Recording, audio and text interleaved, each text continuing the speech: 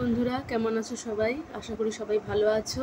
আজকে এই ভিডিওটাতে আমি তোমাদের বার্ডওয়ান ইউনিভার্সিটির সেকেন্ড সেমিস্টারের মেজর ইংলিশের সাজেশন দেব। তো এই ভিডিওটাতে আমি শুধুমাত্র 10 মার্কসের কোয়েশ্চেনগুলোই দেবো, মানে 10 মার্কসের কোয়েশ্চেনগুলোই ডিসকাস করব, আর 5 মার্কসের কোয়েশ্চেনগুলো আমার একটু সময় লাগবে, ঠিক আছে? তো তোমরা অনেকেই আমাকে অনেক দিন আগে রিকোয়েস্ট করেছিলে এবং আমি একদম সময় পাইনি, তো এক্সট্রিমলি সরি ফর দ্যাট। কারণ আমার নিজের কাজে এতটাই ব্যস্ত, পুরো সাজেশনটা বানানো আর তার উপর সেটা নিয়ে একটা ভিডিও বানানোটা সত্যি খুব চাপের। তো যাই হোক, আমি এর জন্য খুব শর্ট এই ভিডিওটা রাখবো এবং এখানে শুধু 10 মার্কসের কোয়েশ্চেনগুলো তুমি দেখতে পাবে এবং 5 মার্কসের কোয়েশ্চেন এবং 2 মার্কসের কোয়েশ্চেনগুলো আমি যেহেতু ভাবছি তাই একটু সময় লাগবে, ঠিক আছে? 5 মার্কসগুলো 10 মার্কসগুলো পড়তে থাকো। যদিও আমি যেটা শুনেছিলাম যে তোমাদের টেন্টেটিভ ডেট 29 আগস্ট, তো জানি না সেটা কতটা সত্যি, প্লিজ সেটা আমাকে জানাবে কমেন্ট বক্সে।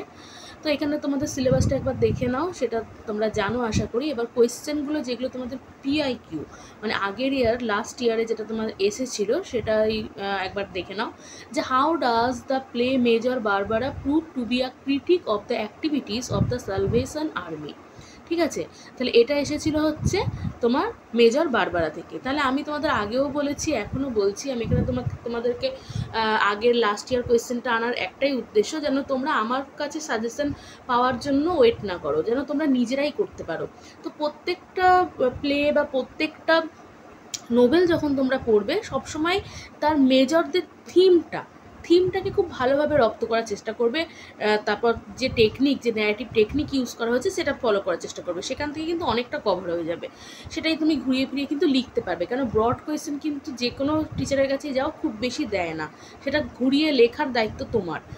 আর যত তুমি জিনিসটাকে নিজের মতো করে লিখতে পারবে, সেখানে তোমার কিন্তু অ্যান্সারটা অন্যদের থেকে আলাদা হবে, যেটা তোমাকে একটু এক্সট্রা মার্কস দেবে। একই কোয়েশ্চেন, একই লেখা যদি তুমি অন্য টিচারের ফলো করো, সেটা কিন্তু যে দিক দেখবে তার কাছেও সেটা কিন্তু খুব একটা বোরিং জিনিস হবে, একই অ্যান্সার দেখা। এই জিনিসটা আমি আগেও বলেছি এবং বারবার বলবো। ওকে, তাহলে মেজর বারবারা থেকে স্যালভেশন থেকে কোয়েশ্চেন এসেছে। তাহলে যেটা ইম্পর্টেন্ট সেটা হচ্ছে examine the character of Andrew Undershaft, how does he represent Shaw's philosophy of power and money. ঠিক আছে, পাওয়ার অ্যান্ড মানি মিন অ্যান্ড্রিউ আন্ডারস্যাপ্টের ক্যারেক্টারটাকে তোমার পড়তে হবে, ঠিক আছে? Write a note on the significance of the title Major Barbara. It is very important, টাইটেলের significance Major বারবারাটা খুব important. So write a note on the significance of the title Major Barbara and why choose Barbara as the central figure. ঠিক আছে, তাহলে এখানে Major Barbara এবং Major বারবারার ক্যারেক্টারটা সম্বন্ধে জানতে হবে এবং মেজর বারবারা টাইটেলটা কেন ইউজ করেছে। Then how does Major Barbara reflect Shaw's idea of the life force and his believe in social change. এইটা অনেকটা তুমি যদি থিম থেকে যেটা করে রাখো, যেটা তোমার আগের বার তোমার সালভেশন থেকেও এসেছে, তো ওটাও তোমার থিম থেকে কিন্তু কভার হয়ে যাবে, মানে থিম থেকে ঘুরিয়ে লিখতে পারবে। তো এই থিম থেকে যদি করতে পারো, এবং এটা কিন্তু লাইফ ফোর্স, যে তোমার যেটা বিশ্বাস করতো, লাইফ ফোর্স, এর রাইটিং আমরা দেখতে পাই লাইফ ফোর্স, যেটা তিনিই প্রথম তোমার ইউজ করেছেন, বা এই যে পুরো থিমটা তিনি প্রথম লিখেছেন।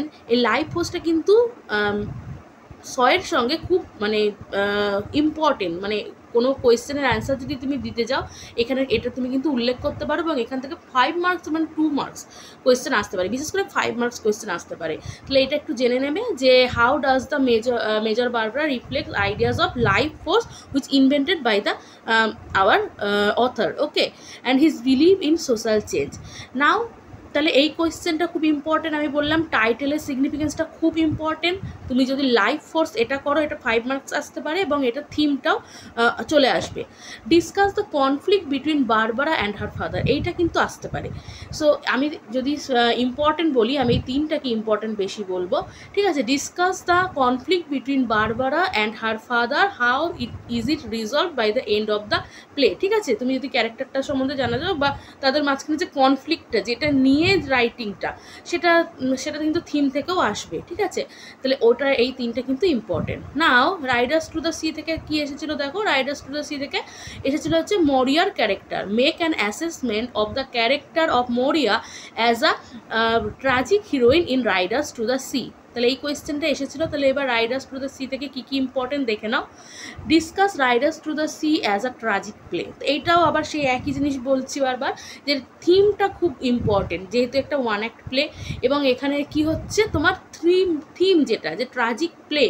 So discuss Riders to the Sea as a tragic play. How does scenes use classical elements of tragedy in it? তাহলে এখানে কিন্তু unity of action, unity of time, unity of place, এই তিনটে ইউজ করা হয়েছে, সেটা সম্বন্ধে তোমাকে বলতে হবে। ঠিক আছে, ট্রাজিক প্লে কেন এটা হচ্ছে, এটা খুবই ইম্পর্টেন্ট ট্রাজিক প্লের।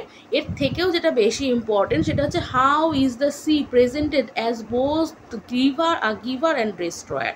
সেম জিনিস, এটা থিমটা বলবো আমি।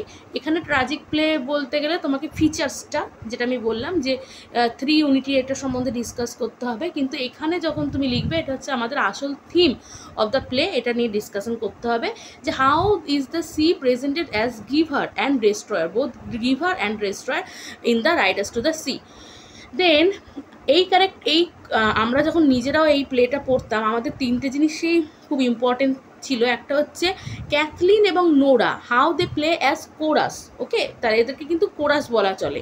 তাহলে এখানে কিন্তু আসল ক্যারেক্টার হচ্ছে মরিয়া।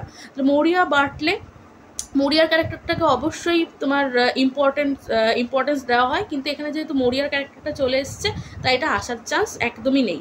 তাহলে তোমাদের কি বাকি রইলো, একটা হচ্ছে থিম মানে হচ্ছে how the sea became both the giver and destroyer in that play, and আরেকটা যেটা ইম্পর্টেন্ট রইলো সেটা হচ্ছে ক্যাথলিন অ্যান্ড নোরার ক্যারেক্টার। এটা খুব ইম্পর্টেন্ট, মানে ভেবে রাখো যে এটাই আসছে। So examine the role of Kathleen and Nora in the play, how they do they contribute to the development of the tragedy। তাহলে আমি এটা যেটা বললাম, যেটা কোরাস যে প্লে করছে, এরকমভাবেও কোয়েশ্চেনটা কিন্তু ঘুরিয়ে আসতে পারে যে how they play as chorus character. ঠিক আছে, so how do they contribute to the development of the tragedy. আচ্ছা, নাও গাইড থেকে কি কোয়েশ্চেন এসেছিলো দেখে নাও। গাইড হচ্ছে তোমার write a note on the narrative technique in the novel guide. তাহলে ন্যারেটিভ টেকনিকটা চলে এসেছে। তাহলে তোমার কি রইল, discuss Raju's transformation. Very important, very much important, যে তার যে একটা স্পিরিচুয়াল আপলিফমেন্ট হচ্ছে from a common boy, from a common person, how he really become a saint, or how he really felt all kind of spirituality at the end of the play, which make the character extraordinary, right? তাহলে কি বলছে, discuss Raju's transformation from a tourist guide to a spiritual guide in the Guide. Okay, তাহলে এইটা কিন্তু অনেক রকমভাবে ঘুরিয়ে আসতে পারে, শুধু রাজুর ক্যারেক্টার আসতে পারে, রাজুর ক্যারেক্টার আসলেও তোমাকে ট্রান্সফরমেশনটা বলতে হবে। এই কোয়েশ্চেনটা মানে সেম আসতে পারে, কিন্তু এটা খুব ইম্পর্টেন্ট। তারপর হচ্ছে সেকেন্ড ইম্পর্টেন্ট হচ্ছে অ্যানালাইজ দ্য ক্যারেক্টার রোজির ক্যারেক্টারটা অবশ্যই করবে, রোজির ক্যারেক্টার থেকে আসতে পারে। How does she symbolise the struggle of a women for independence in traditional Indian society. কীভাবে তিনি একটা, যাকে বলে দেবদাসী থেকে একটা ড্যান্সার হয়েছেন, এবং সেই ড্যান্সারটা হয়েছে তাকে যে সোসাইটি তাকে কীভাবে ক্রিটিসাইজ করছে, তার হাজব্যান্ড এবং পরবর্তীকালে রাজুর দিক থেকেও যেভাবে তিনি ক্রিটিসাইজড হচ্ছে, এবং তো সেটার সম্পর্কে বলতে হবে। রোজির ক্যারেক্টারটা ভেরি মাচ ইম্পর্টেন্ট, এবং রাজুর ক্যারেক্টার তো অবশ্যই করবে। Then the Guide is a novel about self realisation and redemption, discuss. Same question. Okay, এটা ঘুরিয়ে আসতে পারে যে the Guide is a novel of self realisation and redemption, same question. R K Narayan combines humour, irony, realism. এটা কিন্তু narrative টেকনিকটার মধ্যেই পড়ছে। এটা তোমরা নিজেরাও লিখতে পারবে যে কীভাবে তার লেখাতে একটা বেশ সুন্দর একটা সরলতা আছে, এবং পড়লে একটা মানে যে কেউ বুঝতে পারবে, এবং তার মধ্যে একটা হালকা হিউমার আর আইরনি এবং রিয়েলিজম কিন্তু সবসময় কিন্তু গো সাইড বাই সাইড, তাই তো এইটা তোমরা আলোচনা করতে পারবে। যদিও আমি এই দুটো কোয়েশ্চেনকেই বেশি ইম্পর্টেন্স দেবো। ওকে, তো আমি 5 মার্কস কোয়েশ্চেন আর 2 মার্কস কোয়েশ্চেনগুলোকে আমি ডিসকাস করব, এবং তাও আমি বলে রাখছি যে তোমরা যদি 2 মার্কস কোয়েশ্চেনগুলো এখন থেকে করতে থাকো, জাস্ট সিম্পলি, আমি আগেও বলেছিলাম যখন আমি এই তোমার সিলেবাসটা ডিসকাস করেছিলাম, সিম্পলি জাস্ট মানে এই ইন্টারনেট থেকে বের করে এই জিনিসগুলো, মানে অন্যগুলো তো ধরো টেক্সট থেকে শর্ট কোয়েশ্চেন, সেটা আলাদা ব্যাপার, টেক্সট থেকে শর্ট কোয়েশ্চেন তুমি করবে, বাট তুমি কি করবে, এই যে তোমার রাইটিংগুলো আছে, এই যে লিটারি টার্মসগুলো আছে, এর ডেফিনেশনগুলো অবশ্যই তোমরা লিখে মুখস্থ করে নেবে। What is heroic couplet, what is image, what is symbol, what is blank verse, what is soliloquy, এই জিনিসগুলো মুখস্থ করে রাখবে। এবং রাউন্ড ক্যারেক্টার কি, ফ্ল্যাট ক্যারেক্টার কি, স্ট্রিম অফ কনসিয়াসনেস কি, এগুলো থেকে কিন্তু অবশ্যই কোয়েশ্চেন কিন্তু তোমরা পাবে, ঠিক আছে। আর এমনি টেক্সট থেকে তো আলাদাভাবে আসছেই। Okay, thank you for giving your time and sorry, extremely sorry for the late upload. Okay, thank you.